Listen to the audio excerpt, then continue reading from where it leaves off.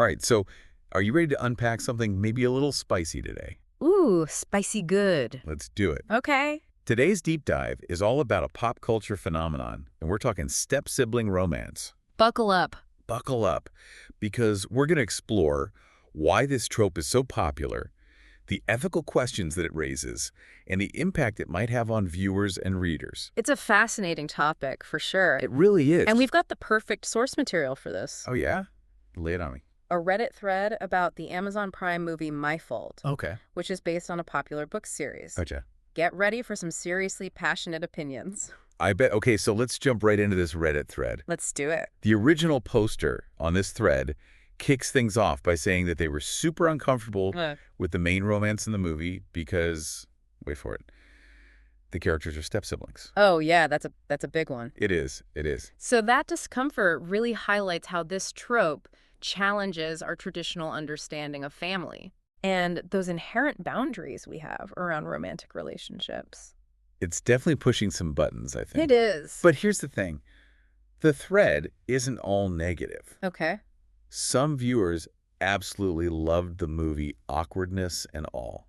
Interesting. And some people were even more into it because of the step-sibling element. Okay, now that's what makes this so interesting. It really does. Why does this trope resonate with some people despite the obvious taboo? Yeah. And what does that say about our fascination with forbidden love? It's like that whole forbidden fruit thing. Right. The more you're told you can't have it, the more you want it. Exactly. And speaking of justifications, a lot of the Redditors defending the romance used the classic argument. Oh, yeah, I know this one. Hit me with it. It's not incest because they're not blood related. Oh, the classic. Yeah. The old standby. Yeah, that's a common defense mechanism. Right, By yeah. focusing on the lack of a biological connection, Right. it tries to remove the taboo and present the relationship as more acceptable. Right. And they back it up with specifics for the movie. Like, the characters didn't grow up together. Right. And the girl was already 17 when they met. Okay. One commenter even said, you can't force a sibling role on someone, suggesting it's more about personal choice. So it's an attempt to shift the focus from the familial context Yeah. to individual agency. But of course, it's not that simple. Not at all.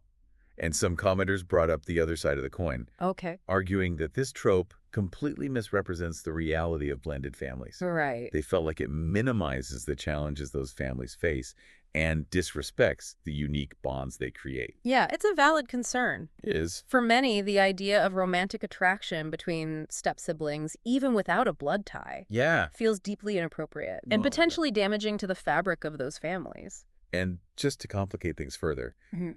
My Fault adds another layer to this debate. Uh, The girl is 17, while the guy is 22. That age gap definitely raised some eyebrows in the thread, even though it's legal in the movie setting. right. It brings in the question of power dynamics Yeah. and whether a relationship with that age difference can truly be on equal footing, Right. especially within a family structure. Absolutely. It adds another layer of complexity to an already ethically charged scenario. So we've got the not blood-related argument. Yeah. We have the counter-argument about the impact on blended families. Right. But there's another big piece of this puzzle, Oh, something that this Reddit thread keeps circling back to, what's that? the allure of forbidden love. Ah, yes. The age-old fascination with the taboo. Right. The things we're told we shouldn't want. It's a Right. powerful force in storytelling, especially in the romance genre. And some commenters even compared My Fault to other popular movies like 365 Days and After, Oh, wow. Okay. which also feature relationships that push boundaries and explore darker, more intense themes. It's a savvy comparison. It is? All of these stories tap into our desire for passionate, sometimes dangerous love. Right. They challenge conventional morality and invite us to explore the gray areas of human connection. Oh, yeah, the gray areas. We love those. Hmm. Okay, so we're starting to see all the different layers at play here. Forbidden love, family dynamics, power imbalances. It's a lot to untangle. Yeah, it really is. And speaking of tangled, the Reddit thread gets super personal with a hypothetical question. Ooh, lay it on me. Imagine your parent remarries.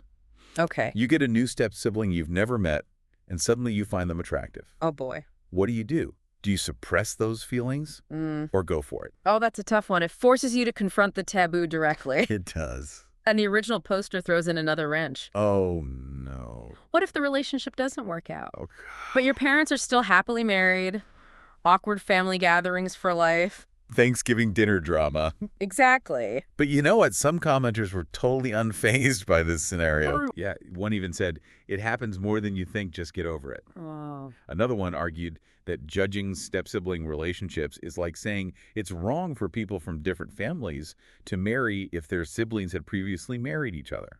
Okay, so that comparison really highlights the wide range of perspectives we're dealing with here. Right. It's all over the map. Some see the lack of blood relation as the deciding factor, Right. emphasizing personal choice over societal norms. But for others, that familial context, even without a biological link, Yeah. it creates an unbreakable barrier. And that brings us back to something we touched on earlier, how this trope can challenge our very definition of family. Right. The original poster made a point that really stuck with me.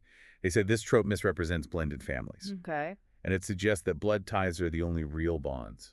That's a crucial point. It is. It raises the question of whether this trope unintentionally undermines the validity and importance of chosen families, adoptive families, Yeah. and other non-traditional family structures. It's a good point. It's important to remember that family can be about much more than just genetics. So true. And it feels like we're constantly circling back to how fiction intersects with reality. Right. On the one hand, it's just a story, it's a fantasy. Right. But on the other hand, stories can reflect and even influence our societal values Absolutely. and how we view relationships. And that's why it's crucial to engage with these narratives critically, Okay. to analyze the messages they convey, Right. and to consider the potential impact, both positive and negative, Yeah. they might have on our understanding of the world around us. Well said. And speaking of influence, the Reddit thread also got into the power of language Okay. and how it can shape our perception of this trope. Interesting. One commenter pointed out that using terms like bro and sis for step-siblings in a movie Okay.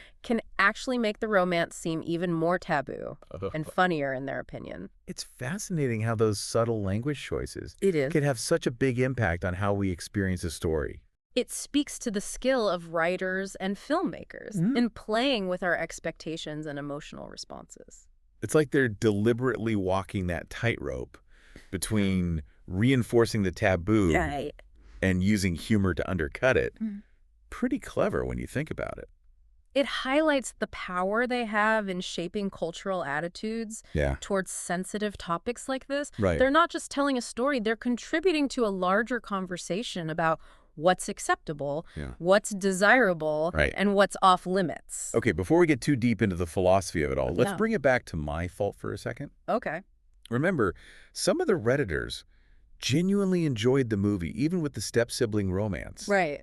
They were into the plot, the acting, the car chases, all the good stuff. Right. That makes a movie fun to watch. Right. And that's an important reminder that we can engage with a story on multiple levels. Yeah. We can be critical of certain aspects, even find them problematic, Right. while still appreciating other elements. Mhm. It's about being a discerning viewer, Yeah. recognizing that a movie can be both entertaining Right. and thought-provoking. It's not always about black and white, Right. condemning or condoning. Exactly. It's about recognizing the complexities, Yeah, engaging in those gray areas, for sure. and forming our own conclusions Right. based on our values and understanding of the world. And sometimes those conclusions can even change over time. Oh, for sure. As we gain more life experience, exposure to different perspectives, Yeah. and a deeper understanding of the nuances of human relationships, it's an ongoing conversation, It is. an evolution of thought. So true. And speaking of evolution, Yeah, remember that My Fault is just a snapshot, right, a single movie based on a much larger story. right.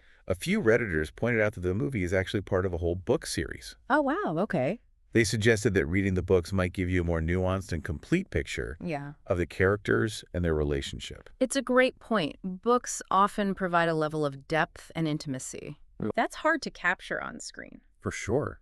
Reading the books might offer more insight into the characters' backstories, their emotional journeys, Yeah. and the circumstances that led to their unconventional connection. It's like getting a peek behind the curtain. Right. You see how the author builds the world, Exactly. develops the characters, and navigates the ethical complexities of this particular trope. It could provide valuable context Right. and help us understand the author's intent in portraying this relationship. Yeah. We might discover nuances that weren't apparent in the film adaptation.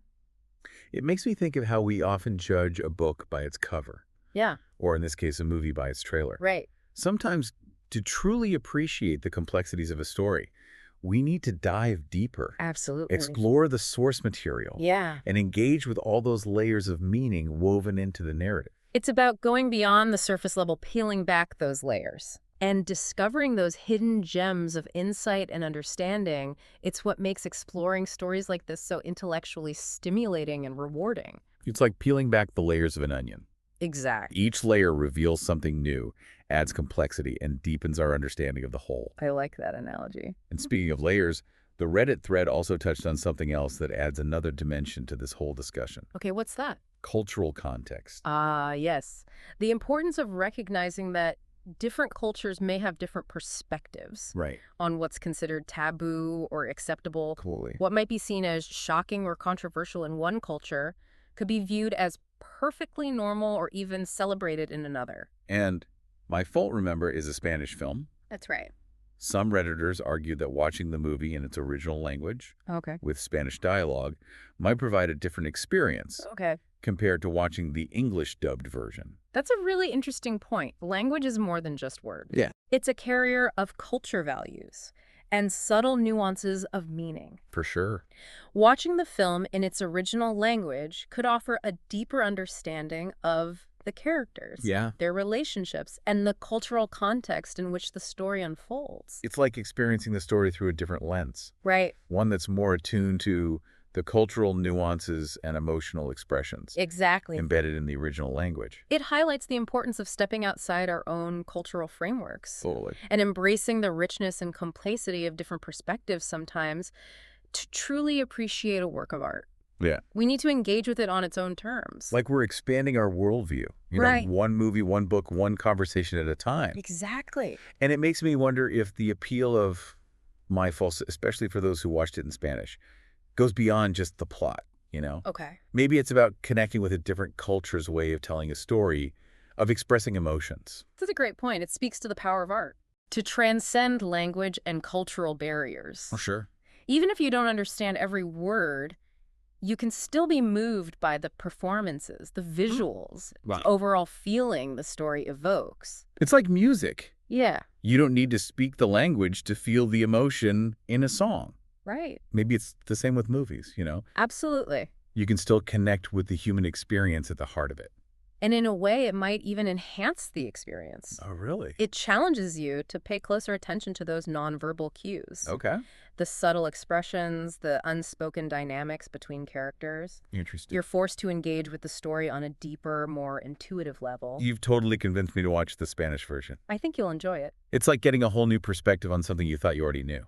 It's like rediscovering a familiar story with fresh eyes, noticing details you might have missed before. Okay, so as we wrap up this deep dive into the step-sibling romance trope, Okay. let's take a step back and think about everything we've uncovered. We started by asking why this trope is so popular, what ethical concerns it raises, Right. and what impact it might have on viewers. So what are your final thoughts? Well, I think it's safe to say this trope is far more complex and nuanced than it appears at first glance. It taps into primal desires, Right. challenges societal norms, Yeah. and sparks important conversations about family ethics and the very power of storytelling. And we've seen that there's no easy answer to the question of whether this trope is harmful or harmless. Right. It depends on the individual story, how it's handled, the viewer's own interpretation, and even their cultural background. What's crucial is that we approach these stories thoughtfully, critically, and with an open mind. Okay. We should be willing to question our assumptions, listen to different perspectives, and Yeah. recognize that the lines we draw between right and wrong are often blurry Right. and influenced by a whole host of factors. Well said. I think we've given our listeners a lot to think about today. I hope so. Maybe even spark some healthy debate among friends. Any final words of wisdom before we sign off? Just the next time you encounter this trope, whether it's in a movie, a book, Yeah? or even a real-life conversation, Ooh. don't shy away from the complexity. Okay. Lean into the discussion, explore those gray areas. Yeah. And allow yourself to be challenged and maybe even surprised by what you discover. I love to embrace the messiness, Yep. ask the tough questions, and be open to new perspectives. That's what makes these deep dives so rewarding. It is. It's not about finding the right answer, but about expanding our understanding of ourselves and the world around Exactly. It's about recognizing that the human experience is full of contradictions, complexities, Yeah. and gray areas. And it's in those gray areas, Right. those spaces between black and white, Yes. that we often find the most profound truths about ourselves and our connection to others. Beautifully put. And on that note, we're going to wrap up this deep dive into the world of step-sibling romance. Thanks for joining us, and we'll catch you next time for another fascinating exploration of the stories that shape our culture and challenge us to think differently.